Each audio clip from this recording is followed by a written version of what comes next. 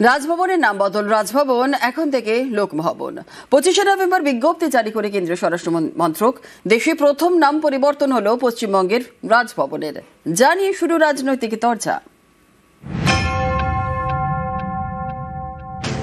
রাজভবন এখন থেকে লোকভবন। পশ্চিমবঙ্গের দুই রাজভবন কলকাতা এবং দার্জিলিং দুটোরই নাম বদল হলো শনিবার থেকে। রাজ্যপালদের সম্মেলনে রাজভবনের নাম পরিবর্তনের কথা জানিয়েছিলেন প্রধানমন্ত্রী। সেই মতো 25শে নভেম্বর বিজ্ঞপ্তি জারি করে স্বরাষ্ট্র মন্ত্রক। দেশের সব রাজভবনেরই নাম পরিবর্তন করার কথা বলা হয় বিজ্ঞপ্তিতে। গোটা দেশে প্রথম নাম পরিবর্তন হলো পশ্চিমবঙ্গের রাজভবনের।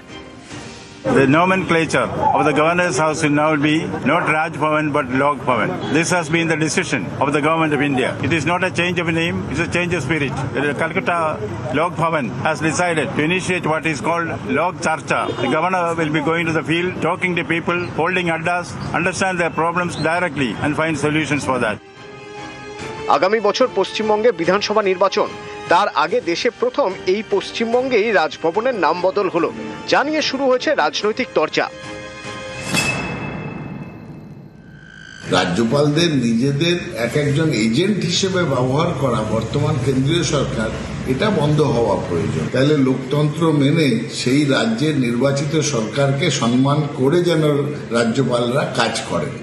রাজভবনের নাম লোকভবন এই জন্য হয়েছে কারণ এতদিন রাজভবন ছিল হচ্ছে একটা কনফাইন্ড এরিয়া, সেখানে সাধারণ মানুষের প্রবেশ নিষিদ্ধ ছিল। প্রাকৃতিক দুর্যোগের সময় মহামহিম রাজ্যপাল কল সেন্টার খোলেন, সেখানে সাধারণ মানুষের বক্তব্য শোনা হয়। সঠিক নাম যাকে বলে লোকভবন। নিউজ 18 বাংলা।